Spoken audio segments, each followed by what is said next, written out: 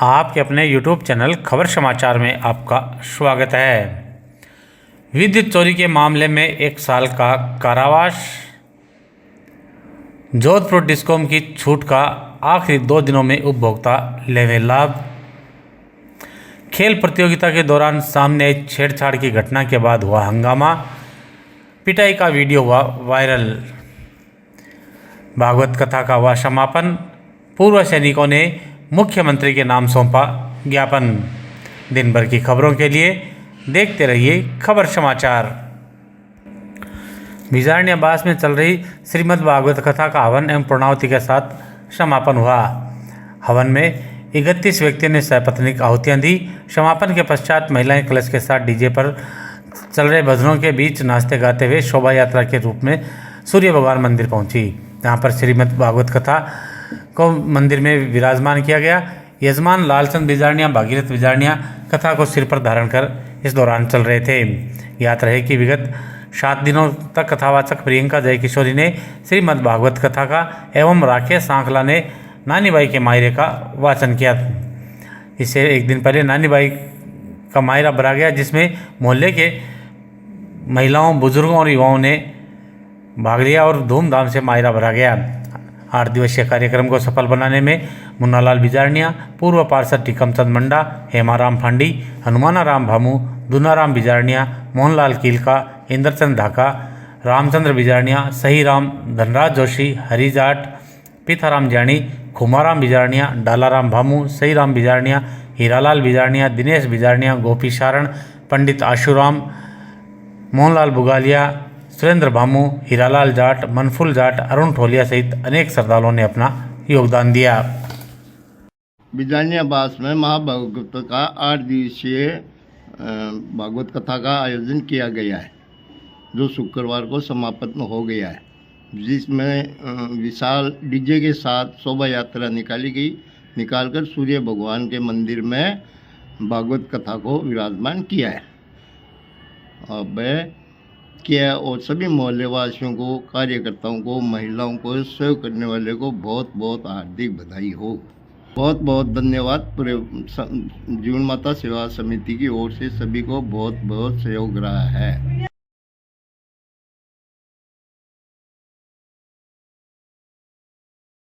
गौरवशाली सेनानी समिति के तत्वाधान में पूर्व सैनिकों ने मुख्यमंत्री के नाम ज्ञापन सौंपा। ज्ञापन में पूर्व सैनिकों ने सुजानगढ़ में सैनिक कल्याण कार्यालय, CSD कैंटीन, ECHS तथा विश्रामालय खुलवाने की मांग की। ज्ञापन में बताया गया है कि सुजानगढ़ बिदासर से जिला मुख्यालय चूरू सैकड़ों किलोमीटर की दूरी पर है, जिससे वृद्ध, वीर नारी एवं वीरांगनाओं को अपनी समस्याएं अवगत कराने के लिए सैनिक कल्याण कार्यालय जाने में परेशानी होती है। समिति द्वारा सांसद राहुल कसवा को भी ज्ञापन की प्रति भेजी गई है। समिति अध्यक्ष नेमीचंद जाट के नेतृत्व में पूर्व सैनिकों ने गणेश मंदिर से ADM कार्यालय तक मार्च निकाला तथा ADM कार्यालय पहुंचकर मुख्यमंत्री के नाम ज्ञापन सौंपा। ज्ञापन सौंपने के दौरान श्री कृष्ण डिडारिया, विजय सिंह, मदन सिंह, भागीरथ, पूर्ण सिंह ढाका, नेमाराम सुथार, नानूराम स्वामी, अरविंद सिंह, समंदर सिंह, भंवर सिंह, गफूर खां, सुल्तान खां, विकास जहांगीर, सवाई सिंह, रिचपाल सिंह, प्रहलाद सिंह सहित अनेक पूर्व सैनिक उपस्थित थे। इस दौरान भंवरलाल पांडर, पूनमचंद मेघवाल, गंगाधर मुंड भी मौजूद रहे। गौरवशाली सेनानी समिति सुजानगढ़, जिसकी सबसे बड़ी मांग ये है कि हमारे ECHS, CSD कैंटीन, सैनिक कल्याण कार्यालय और विश्रामालय की यहाँ पे कोई सुविधा नहीं है। हमारे वीर नारी, वृद्ध सैनिक, पूर्व सैनिकों को जो सैकड़ों किलोमीटर जिला हेडक्वार्टर पड़ता है, जहाँ पे ये सुविधा मिलती है, वहाँ जाना हमारे लिए असंभव है। इसकी वजह से हमारे सुजानगढ़ क्षेत्र में CSD कैंटीन, ECHS और विश्रामालय, सैनिक कल्याण कार्यालय खोला जाए, क्योंकि हमारे वृद्ध लोग होते हैं, वो वहाँ पे पहुँचने में बहुत मुश्किल होता है। मेडिकल प्रॉब्लम के लिए, हर काम के लिए, छोटे छोटे सैनिकों का काम होता है, उसके लिए वहाँ जाना बहुत मुश्किल होता है, क्योंकि हमारा डिस्ट्रिक्ट हेडक्वार्टर बहुत दूर पड़ता है। इसलिए हमारी सरकार से और ADM मोदी से यही मांग है, MP साहब से, कि हमारे को सुजानगढ़ क्षेत्र के अंदर ये सुविधा दी जाए, जिससे हमारे सैनिक, भूतपूर्व सैनिकों के हित के बारे में कुछ सोचा जाए। ये हमारी मुख्य मांग है।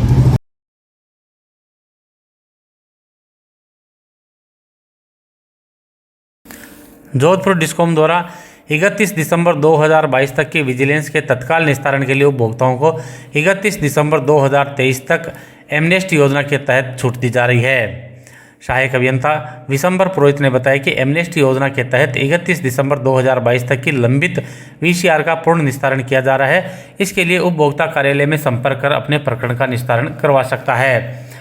पुरोहित ने बताया कि सुजानगढ़ उपखंड में 1 साल पहले कटे कनेक्शनों के तहत विभिन्न श्रेणी के 937 पीडीसी उपभोक्ताओं के 1 करोड़ 60 लाख रुपए बकाए हैं। पुरोहित ने बताया कि एमनेस्टी योजना के तहत 31 दिसंबर 2023 तक बकाया जमा करवाने पर उपभोक्ता को पेनल्टी एवं ब्याज में छूट का लाभ मिल सकेगा। योजना के तहत वैधानिक राशि की पूर्ण राशि एवं समझौता राशि का 25% तक जमा करवाकर वीसीआर का निस्तारण करवा सकते हैं।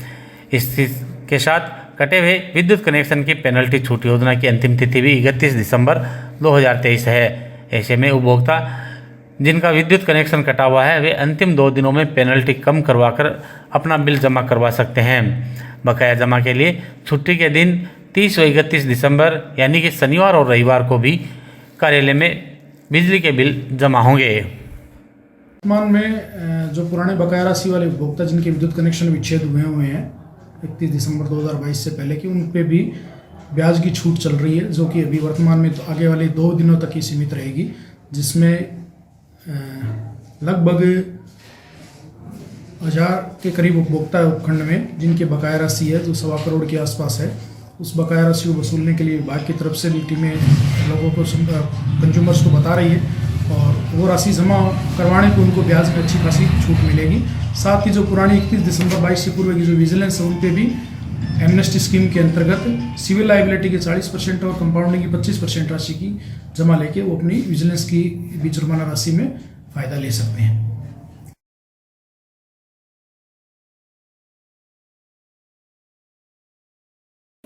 विद्युत चोरी के मामले में विद्युत अधिनियम मामलात के विशेष न्यायालय द्वारा आरोपी हसन गौरी को 1 साल के कारावास एवं 6,16,305 रुपये के अर्थदंड तथा अदम अदायगी नहीं होने पर 3 माह के अतिरिक्त कारावास की सजा सुनाई है।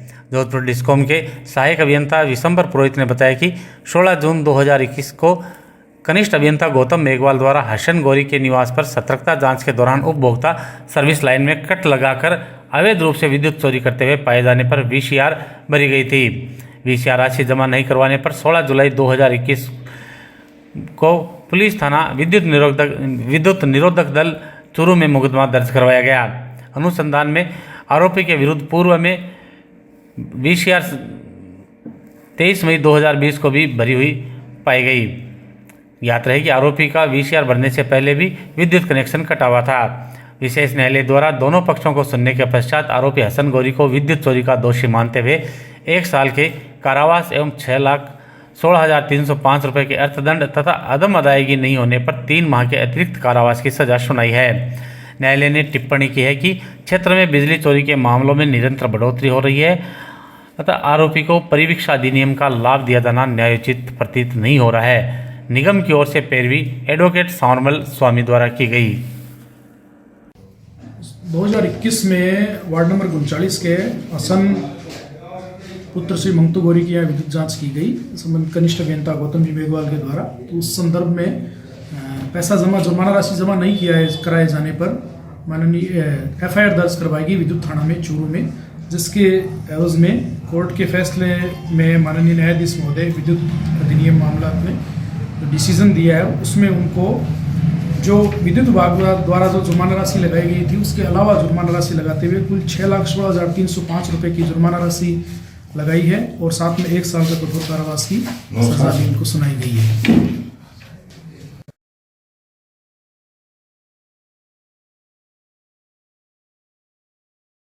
भारी भरकम फीस लेने वाले निजी विद्यालयों में खेल मैदानों के उपलब्ध नहीं होने से होने वाले नुकसान अनेक रूपों में समय समय पर सामने आते रहे हैं। ऐसा ही एक प्रकरण एक निजी विद्यालय द्वारा शहर से बाहर स्थित एक खेल मैदान में करवाई जा रही खेल प्रतियोगिता के दौरान सामने आया है। जानकारी के अनुसार गोपालपुरा रोड पर स्थित एक खेल मैदान में शहर के मध्य स्थित एक निजी विद्यालय द्वारा खेल प्रतियोगिता का आयोजन किया जा रहा है। प्रतियोगिता के दौरान शुक्रवार दोपहर में खेल मैदान पर छेड़छाड़ की घटना होने की जानकारी सामने आई है। जानकारी के अनुसार वहां उपस्थित कुछ लोगों ने एक नाबालिग लड़के की पिटाई भी कर दी, जिसे कुछ व्यक्तियों द्वारा बीच बचाव कर छुड़वाया गया। इसके बाद उस नाबालिग को नलियाबाद स्थित एक अन्य शिक्षण संस्थान ले जाया गया, जहां पर अनेक लोग एकत्रित हो गए और नारेबाजी करने लगे। आपको बता दें कि पिटाई के वीडियो भी वायरल हुए हैं। इस दौरान लोगों की सूचना पर पुलिस थाने से सब इंस्पेक्टर हरपाल ने मौके पर पहुंचे और नाबालिग लड़के को अपने साथ ले गए। देर शाम तक पुलिस थाने में इस संबंध में किसी प्रकार की कोई शिकायत नहीं प्राप्त हुई है। वहीं निजी शिक्षण संस्थानों में व्याप्त कमियों की ओर जिम्मेदारों का ध्यान नहीं जाना या जानबूझकर अनदेखी कर कार्यवाही से उन्हें बचाना प्रशासन की कमजोरी की ओर ही इंगित करता है।